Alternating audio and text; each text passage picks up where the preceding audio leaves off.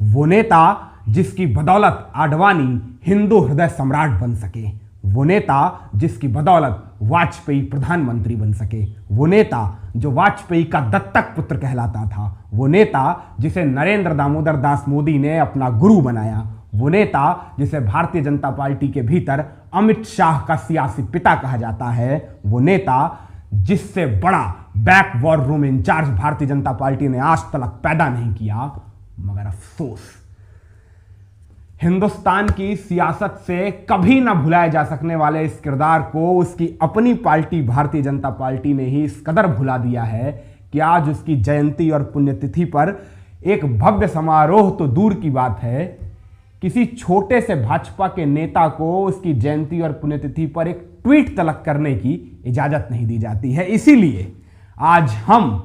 आपकी खातिर हिंदुस्तान की सियासत के इस भुला दिए गए रंग की दास्तान लेकर आए हैं, जो दास्तान शुरू होती है इस नेता के स्कूल के उन दिनों से जिन दिनों ही इस नेता के सर पर पहली दफा सवार हुआ था संघ की शाखा का वो नशा, जो नशा आगे चलकर बढ़ती उम्र के साथ कुछ इस कदर बदस्तूर बढ़ता गया कि 21-22 साल की उम्र आते आते तो साहब पत्रकारिता विषय से स्नातक की पढ़ाई कर संघ के अखबार तरुण भारत के संपादक बन बैठे थे। फिर आता है 1975 वाला इंदिरा गांधी का वो आपातकाल का कालखंड, जिस कालखंड के भीतर इन्हीं जनाब ने इंदिरा गांधी के खिलाफ पर्चा लिखने और उस पर्चे को भूमिगत रहते हुए वितरित करने के इस जोखिम भरे काम को इतनी प्रवीणता और कुशलता के साथ अंजाम दिया कि इस तरुण भारत के संपादक साहब की सांगठनिक कुशलता पर मोहित और मुग्ध नागपुर ने बरस 1979 में अपने अखबार के एक संपादक साहब को नेता बनाकर भेज दिया भारतीय जनता पार्टी के भीतर,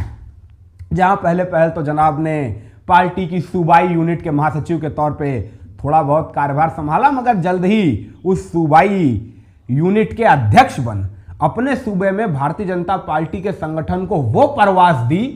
कि उस परवास पर मोहित हुए भाजपा के दिल्ली आला कमान ने जल्द ही इस नेता को भारतीय जनता युवा मोर्चा के समूचे राष्ट्र की कमान सौंप दी और ये नेता भारतीय जनता युवा मोर्चा का अध्यक्ष बन बैठा। अगर गौर करेंगे सियासी नजरिए से तो वो दौर था बरस 1985-86 का, वही दौर जब लाल कृष्ण आडवाणी नए सिरे से इस मुल्क को राम लहर में डुबो देने की खातिर अपनी कोर टीम बना रहे थे।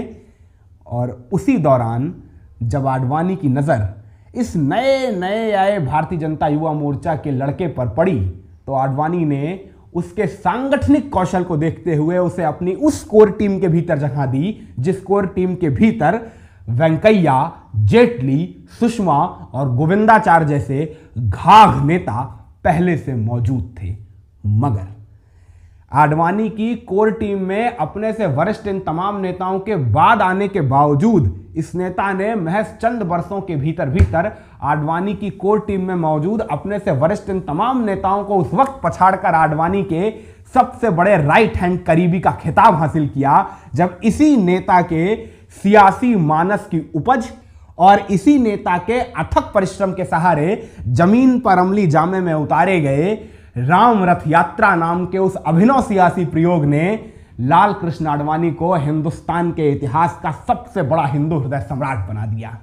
यकीन मानिए बरस 1991-92 के बाद राम रथ यात्रा के कुशल और अद्भुत अविश्वसनीय अकल्पनीय संचालन के बाद इस नेता की भारतीय जनता पार्टी के भीतर वो हैसियत हो चली थी कि पार्टी के सर्वे सर्वा सर्वमान्य संस्थापक सबसे बड़े नेता पंडित अटल बिहारी वाजपेयी को भी इस नेता की बात काटने से पहले 2 नहीं 20 दफा सोचना पड़ता था। और इस बात की गवाही तो देता है टंडन साहब की किताब में लिखा हुआ वो दिलचस्प वाकया, जिस वाकये के मुताबिक बरस 1996 के लोकसभा चुनावों के बाद जब 161 सीटों के साथ भारतीय जनता पार्टी सबसे बड़ी पार्टी बनी थी, मगर बहुमत से कोसों दूर थी, मगर तत्कालीन परिस्थितियों में महामहिम शंकर दयाल शर्मा ने भारतीय जनता पार्टी को पहले सरकार बनाने का प्रस्ताव दिया था, याद होगा आपको।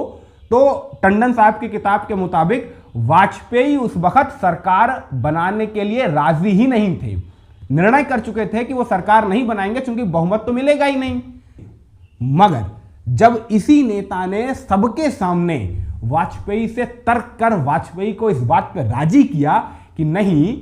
सरकार बनाने की कोशिश करने से भी पार्टी को लाभ होगा, जनता के बीच छवि जाएगी कि भाजपा सरकार बनाने के लिए तैयार है, सरकार चलाने के लिए तैयार है, उसमें सरकार चलाने की कुव्वत है, तब कहीं जाके वाजपेयी ने, अटल बिहारी वाजपेयी ने सबके सामने लिए गए अपने निर्णय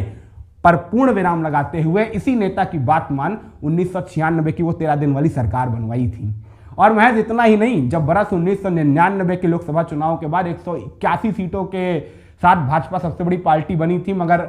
बहुमत वाली सरकार चलाने के लिए अन्य दलों के साथ गठबंधन तैयार करना था, तब इसी नेता ने दिल्ली में बैठे बैठे 2 घंटे के भीतर भीतर फोन कॉल पर ममता बनर्जी से लेकर चंद्रबाबू नायडू, जयललिता से लेकर येदियुरप्पा तक के तमाम क्षेत्रीय दलों को एनडीए के एक फ्रंट पर लाके खड़ा करके दिखला दिया था और भाजपा की वो सरकार बनवाई थी। इसीलिए इस देश के पत्रकारों का एक बड़ा तबका मानता है कि अगर 1999 से 2004 वाली वो एनडीए की वाजपेयी सरकार 17 दलों के बावजूद चल पाई थी तो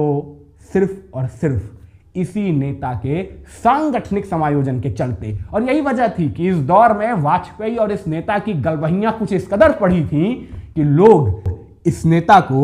वाजपेयी का दत्तक पुत्र कहकर पुकारने लगे थे। अब यह दत्तक पुत्र नरेंद्र मोदी का गुरु कैसे बना, उसकी दास्तान भी कमाल की दिलचस्प है। देखिए, अगर भारतीय जनता पार्टी पे लिखी गई मशहूर किताब द सैफरन थ्रेड्स की माने तो इसी नेता ने अटल बिहारी वाजपेयी के इसी दत्तक पुत्र ने मोदी को यह सिखलाया था कि कैसे अर्थ के सहारे, पैसे के सहारे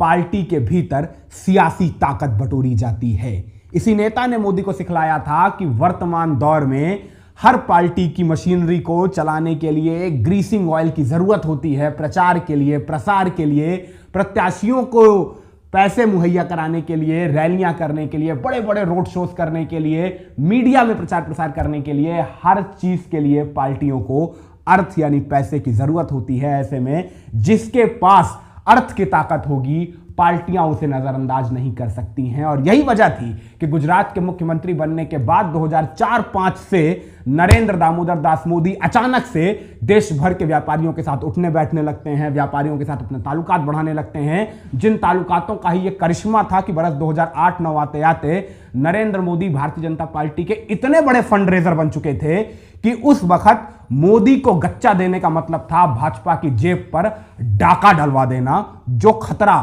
किसी भी पार्टी का आलाकमान कभी नहीं लेगा। यह भी एक बहुत बड़ी वजह थी कि शिवराज सिंह चौहान, रमन सिंह, जेटली, सुषमा स्वराज, वेंकैया नायडू, नितिन गडकरी और लाल कृष्ण आडवाणी जैसे घाघ पुराने पके हुए सियासी चावल मुंह ताकते रह गए और इन सब के सामने से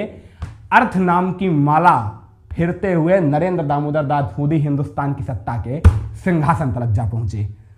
यही वजह है कि इस मुल्क के भीतर सियासी किस्से कहानियों को कहने वाले अक्सर कहते हैं कि अगर नरेंद्र दामोदर दास मोदी हिंदुस्तान की गद्दी पर बैठे हैं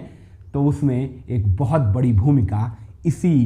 नेता की है, जिस नेता को आज मोदी की भाजपा ने ही कहीं भूले बिसरे गुमनामी के उस गर्त में ढकेल दिया है कि वहां से इस नेता की परछाइयां तलक किसी को नजर नहीं आती हैं। उम्मीद है ये कहानी अब तक सुनने के बाद आपको तो उस नेता का नाम जरूर ही मालूम चल चुका होगा। याद आया या नहीं? आया है तो बहुत अच्छी बात है, नहीं आया है तो नाम जान लीजिए। उस नेता का नाम है प्रमोद वेंकटेश महाजन।